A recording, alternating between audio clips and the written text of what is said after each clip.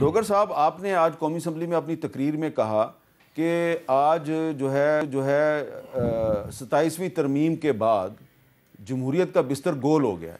یہ آپ نے جو سٹیٹمنٹ دی ہے اس کی کچھ وضاحت کریں گے؟ بسم اللہ الرحمن الرحیم۔ بہت شکریہ حامد میر صاحب، آپ نے آج اس اہم موقع پر بات کرنے کا موقع دیا۔ میں سمجھتا ہوں آج کا دن جمہوریت اور آئین پاکستان کے حوالے سے سیاہ دن ہے۔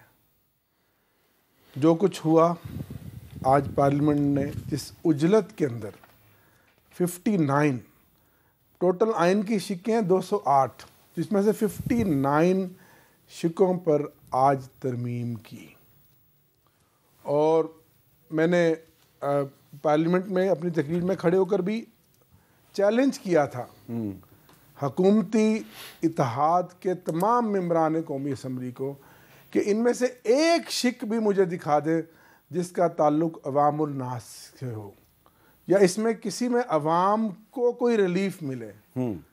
وہ تمام شقیں کہ کہاں کس کے لیے تھی، کس کے خلاف تھی؟ عمران خان کے خلاف تھی، اور عدلیہ کو کمپرومائز کرنے کے لیے تھی، مزید مفلوج کرنے کے لیے تھی۔ 26ویں ترمیم میں اگر عدلیہ کا تھوڑا بہت سانس ان میں رہ بھی گیا تھا رمق، تو آج ان کا مکمل جنازہ نکال دیا گیا۔ حتیٰ کہ کل بیرسٹر گوہر صاحب نے آرٹیکل 176 میں جو انہوں نے جلد بازی میں آئینی عدالت کے بنانے کے نشے میں انہوں نے یہ بھی omit کر دیا تھا کہ چیف جسٹس آف پاکستان کا عہدہ نہیں رہے گا۔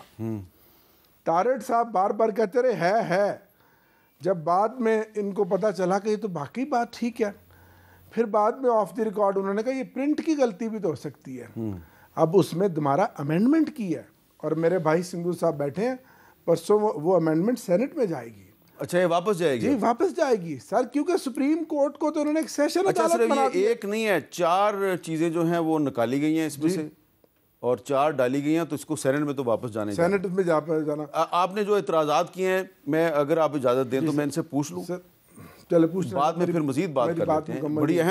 بڑے اہم اعتراضات ہیں جی، بتائیں جی۔ جو اہم ترین جو اعتراض ہے وہ یہ ہے کہ اس 27ویں آئینی ترمیم میں عوام کے مفاد کی کیا چیز ہے؟ جی بہت شکریہ حامد میر صاحب۔ میں بصد احترام احمد ڈوگر صاحب سے یہ میں ان کے سامنے رکھ دیتا ہوں جو ہم نے پاس کیا تھا سینٹ سے۔ کوئی ایک چیز ایسی مجھے بتا دے جو عوام کے خلاف ہو، نمبر 1۔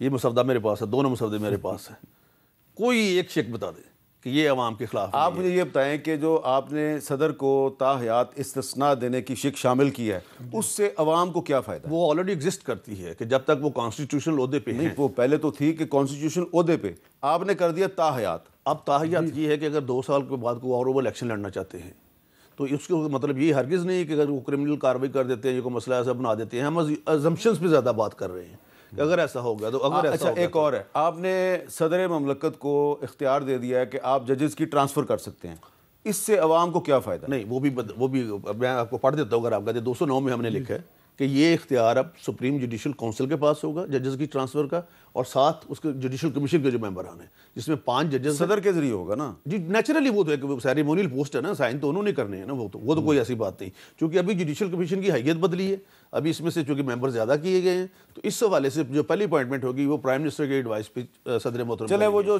انہوں نے چیف جسٹس والا اعتراض کیا ہے ڈوگر صاحب نے، اس کا جواب؟ سر وہ ٹائپو مسٹیک ہے 100% سر، میں بالکل۔ اچھا، اگر آپ برا نہ بنائیں سر، میں سندھو صاحب، آپ کو پتہ ہے آپ اور ڈوگر صاحب پہلے پنجاب اسمبلی کے کٹھے ممبر ہیں، میرے بھائی ہیں جی، ٹھیک ہے، بہت احترام۔ اب آپ سینیٹر ہیں، وہ ایم این اے، ٹھیک ہے، آپ کے ساتھ میری بڑی نیاز مندی ہے پرانی، اس لیے برا نہ بنائیے۔ نہیں سر، نہیں۔ کیا یہ درست ہے کہ آپ نے ایک ترمیم انٹروڈیوس کی کہ وزیر اعظم صاحب جو ہیں ان کو بھی امیونٹی ملنی چاہیے، ان کو بھی استثناء ملنا چاہیے؟ جی میں نے کی تھی آپ نے؟ جی میں نے کی۔ واپس کیوں لی پھر؟ I was not instructed by anyone کہ یہ آپ امینڈمنٹ بھیجیں، آپ کریں، یہ میں نے اپنے طور پہ یہ کیا سارا جو کچھ کیا۔ آپ تو میں نے اس لیے آپ ایک انسانی حقوق پر آئین کی بالادستی پہ یقین رکھنے والے، صرف آپ ایک پولیٹیکل ورکر نہیں ہیں، آپ انسانی حقوق کے کارکن ہیں، آپ ایک کانسٹیٹیوشنلسٹ ہیں۔ آپ نے یہ کیسے سوچ لیا کہ ایک چیف ایگزیکٹو جو ہے اس کو بھی امیونٹی ملنی چاہیے؟ سر وہ میں نے اس لیے سوچا، میں سر اس پہ تھوڑی سی اگر آپ مجھے 1 منٹ دے دیں، I will take only 1 minute۔ سر جو کچھ یہاں پہ وزیر اعظموں کے ساتھ ہوا نا پاکستان میں، کہ جس کو چاہو ایٹم بم کا اگر بانی ہو خالق ہو تو اس کو پھانسی دے دو، 1973 کے آئین کا خالق کو اس کو پھانسی دے دو. ایک اگر یوسف رضا گیلانی اپنے خط نہیں لکھتا کیونکہ اس صدر کو امیونٹی حاصل ہے کہ جب تک وہ اپنے عہدے پہ اس کو گھر بھیج دو. نواز شریف کے خلاف یہ لکھو, اور میرے استاد ہیں آصف سعید کھوسہ صاحب, انہوں نے لکھا کہ there is no any element of the corruption in this case, in Panama case, but he has not taken the payment. اپنا جو سیلری اپنے بیٹے سے نہیں لہٰذا اس کو متاحیات نہل کر رہے ہیں سر. جو کچھ آخر ان کی بھی تو کوئی عزت ہے نا, یہ لوگوں کے ووٹوں سے بن کے آتے ہیں, جیتتے ہیں. میری یہ انٹینشن تھی سر, نیک انٹینشن تھی, لیکن چونکہ پرائم منسٹر صاحب نے خود, میں سمجھتا ہوں یہ ان کا بڑا پن ہے, انہوں نے یہ ایک دم ٹویٹ کیا کہ نہیں مجھے نہیں چاہیے, میں پہلے بھی بھگتا رہا ہوں, اب بھی اگر یہ کریں کہ کچھ بھی ہوگا تو میں بھگتوں گا. لیکن سر یہ امینڈمنٹ جو ہے یہ کوئی بینیفیشیل جو ہے اس میں ہم ہی تو نہیں, ہم نے بیٹھے تو نہیں رہنا سر. انہوں نے کل کو انہوں نے ادھر دوسرے بینچوں پہ ہونا ہے, ان کے لیے بھی اتنا. اچھا آپ کو کچھ یہ پتہ ہے نا کہ اس میں اب جو آج قومی اسمبلی سے جو مسودہ پاس ہوا ہے وہ اس میں 4 تبدیلیاں ہوئی ہیں اور یہ واپس اب سینٹ میں جائے گا. جی بالکل سینٹ میں جائے گا. مطلب دیکھیں جو ہم نے 2-3 دن, چونکہ میں اس کمیشن کا ممبر ہوں, قومی اسمبلی کے بھی ممبر تھے, تو جو اعظم عزیز طاہر صاحب کا دفتر ہے اس میں سے کچھ چیزیں ایسے رہ گئی تھی, ریزیڈنس پر آتا ہے, ٹائپو مسٹیک تھی. پہلے ایک اور چیز رہ گئی تھی, میں بتا دیتا ہوں کہ ایک ممبر ہوگا جوڈیشل کمیشن میں, اس میں جو اپوائنٹنگ اتھارٹی وہ اسپیکر صاحب ہے, ان کا نام بھی رہ گیا تھا, تو پھر وہ بھی ٹھیک. اس کا مطلب ہے کہ کافی جلدی تھی آپ لوگوں کو. جلدی میں تو نہیں, میں چونکہ کمیٹی کا ممبر ہوں, ہم نے 3 دن اس پہ بحث کیا, بلکہ ہم نے ان کو موقع دیا. علی ظفر صاحب سے پوچھ لیں. اچھا اب یہ بتائیں اپنا ڈوگر صاحب کہ آج ایاز صادق صاحب جو اسپیکر قومی اسمبلی, انہوں نے ایک آفر کیا ہے. جی سنیں کیا آفر. میں as speaker of the National Assembly of Pakistan I am ready to facilitate a dialogue between government and opposition. آپ بیٹھیں گے تو رستے نکلیں گے.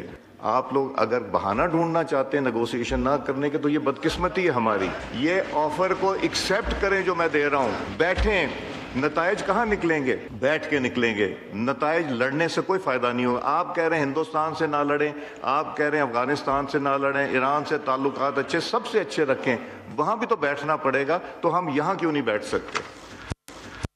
لیکن وہاں پر بیٹھے ہوئے تھے محمود ضیاء صاحب, انہوں نے اس پیشکش کا کیا جواب دیا وہ بھی سن لیتے ہیں.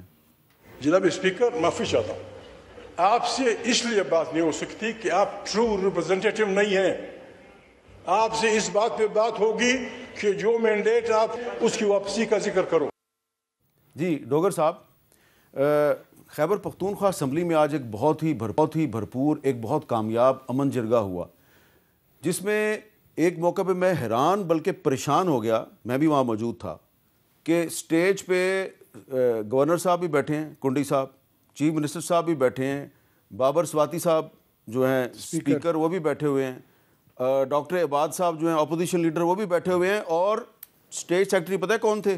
پی ایم ایل این کے ایم پی اے شاہ جہان یوسف, ٹھیک ہے, اور سامنے جماعت اسلامی, اے این پی, ساری پارٹیاں بیٹھی ہوئی. وہاں پہ آپ ایک دوسرے کے ساتھ بیٹھنے کے لیے تیار ہیں.